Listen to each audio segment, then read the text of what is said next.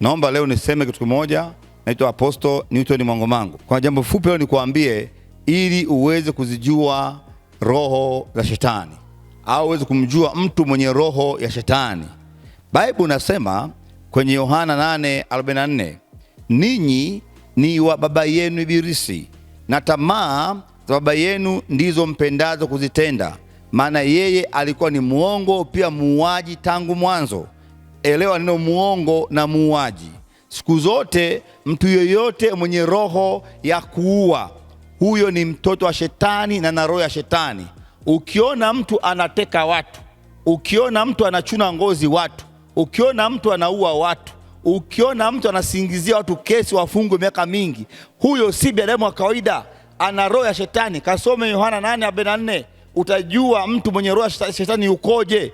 Inawezekana unanisikiza hapa una roho ya shetani. Hiyo roho ikatae kuteka watu, kuua watu, kunyonga watu bila sababu. Ni roho ya shetani.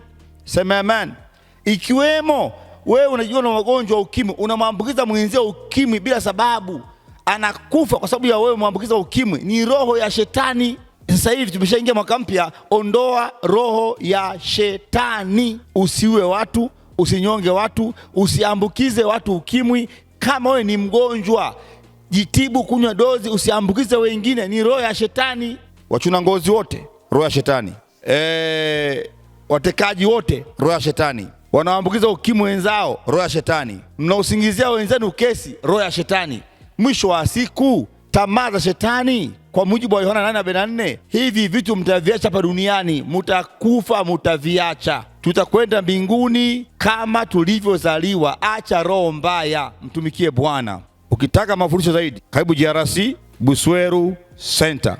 Lakini share video hii sehemu mbalimbali na Bwana atakubariki. Usisahau support huduma hii kwa sadaka yako. Namba za simu ziko chini hapo. Jina Newton Mwangomango, na Mungu wa mbingu na nchi atakubariki. Don't miss this Sunday. I love you.